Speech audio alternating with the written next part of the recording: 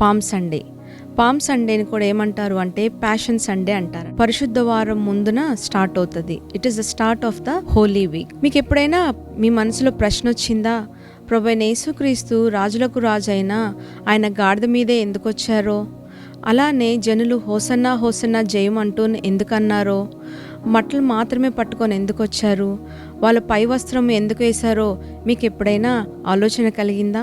ఇవన్నీ ఎందుకు జరిగినాయి అంటే లేఖన భాగం నెరవేర్పు కొరకై జరిగినాయి. జకరియా గ్రంథము 9వ అధ్యాయం 9వ వచనంలో చూసినట్లయితే ఇలాగను రాయబడి ఉన్నది. సియోను నివాసులారా బహుగా సంతోషించుడి, యెరూషలేము నివాసులారా ఉల్లాసంగా నుండుడి. నీ రాజు నీతిపరుడను రక్షణ గలవాడును దీనుడై గాడిదను గాడిద పిల్ల ఎక్కి నీ యొద్దకు వచ్చుచున్నాడు. ఈ లేఖన భాగం నెరవేర్పు కొరకై ప్రభువైన యేసుక్రీస్తు వారు గాడిద పిల్ల మీద యెరూషలేములోనికి ప్రవేశించారనమాట. గాడిదనే ఎందుకు ఎంచుకున్నారంటే అది చాలా దీనురాలు, మౌనంగా ప్రతి బాధను కూడా భరించి ఇతరుల యొక్క భారాన్ని మోస్తుంది కాబట్టి గాడిదని అక్కడ ఎంచబడి ఉన్నది.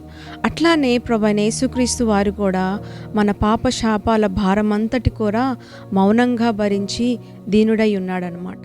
గాడిద ప్రభువైన యేసుక్రీస్తు వారికి సాదృశ్యంగా మనం చూడగలము. రెండోది, హోసన్నా హోసన్నా జయము అని ఎందుకు అన్నారు, మట్టలు మాత్రమే ఎందుకు పట్టుకొని వచ్చారు అంటే హోసన్నా హోసన్నా అంటే హిబ్రూ పదంలో నన్ను రక్షించు అని, సేవ్ మీ అని అర్థం అనమాట. ప్రభువైన యేసుక్రీస్తు వారు మన పాపముల నుండి మన దోషముల నుండి రక్షించుటకు ఆయన ఈ లోకానికి వచ్చి ఉన్నాడు గనుక జనులందరూ కూడా మమ్మల్ని రక్షించు ప్రభు అని హోసన్నా హోసన్నా జయము, మమ్మల్ని రక్షించుటకు వచ్చిన వాడికి జయము అని కేకలు వేశారు. మూడోదిగా ఈతమట్టలే ఎందుకు పట్టుకున్నారంటే ఆ యొక్క కాలంలో ఈతమట్టలు విజయానికి సాదృశ్యం అన్నమాట.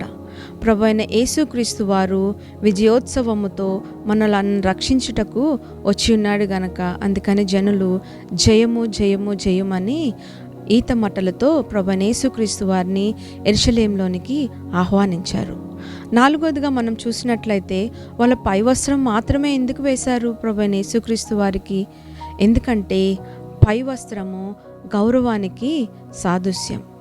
ప్రభువైన యేసుక్రీస్తు వారు యెరూషలేములోనికి ప్రవేశిస్తున్నప్పుడు వారి యొక్క పై వస్త్రాన్ని కింద పరిచారు. అంటే కింద పరవటం అంటే సంపూర్ణంగా దేవునికి సమర్పించుకోవడం అన్నమాట. గౌరవంతో ప్రభువైన యేసుక్రీస్తు వారికి జనులందరూ కూడా సంపూర్ణంగా వాళ్ళ యొక్క జీవితాలని సమర్పించుకున్నారు. కాబట్టి అక్కడ జనులందరూ కూడా ప్రభువైన యేసుక్రీస్తు వారికి వాళ్ళ జీవితాల్ని సంపూర్ణంగా సమర్పించుకొని రాజుగా రక్షకుడుగా అంగీకరించి మమ్మల్ని కాపాడు ప్రభువా, మమ్మల్ని రక్షించు ప్రభువా, హోసన్నా జయము జయము జయము అనని దేవునికి గాన ప్రతిగానములతో సంతోషముతో యెరూషలేములోనికి దేవునికి ఆహ్వానం తెలియజేసి ఉన్నారనమాట. లేఖన భాగం నెరవేర్పుకై ప్రభువైన యేసుక్రీస్తు వారు గాడిద పిల్ల మీద యెరూషలేములోనికి ప్రవేశించి ఉన్నారు. కాబట్టి ఈ దినాన మనం ఎవరైతే ప్రభువైన యేసుక్రీస్తు వారిని మన రాజుగా రక్షకుడుగా అంగీకరించకుండా మన జీవితాల్ని సంపూర్ణంగా ఆయనకి సమర్పించకుండా ఉండి ఉన్నట్లయితే ఈ క్షణమే మనము ఆ యొక్క రాజుని, రాజులకు రాజు ప్రభులకు ప్రభు అయిన యేసుక్రీస్తు వారిని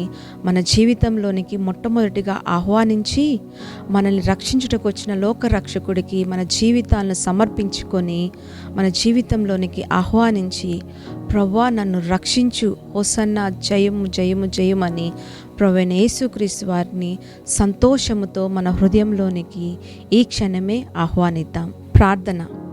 పరలోకమందున్న మా తండ్రి, మీ నామం మాత్రమే మహిమపరచబడినట్లుగా మా జీవితాల్ని దీవించండి అయ్యా.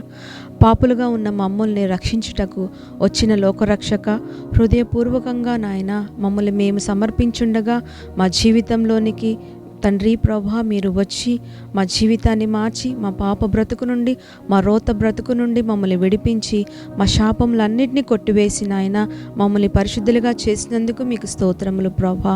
మీ యొక్క పాపములు నా వీపు వెనుక వేసుకొని మరెన్నటికి జ్ఞాపకం చేసుకోనని సెలవిచ్చావు నాయన. మా పాపాలన్నిటి నుండి కూడా ప్రభా మమ్మల్ని రక్షించి క్షమించి పరిశుద్ధులుగా మమ్మల్ని నాయన దీవించి ఆశీర్వదించినందుకు మీకు స్తోత్రాలు నాయన.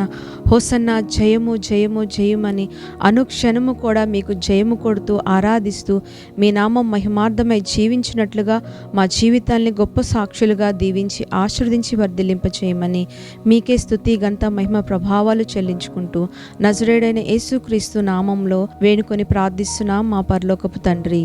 ఆమేన్. ప్రభువైన యేసుక్రీస్తు సమాధాన రాకుమారుడై మన జీవితంలోనికి ప్రవేశించునుగాక. ఆమేన్.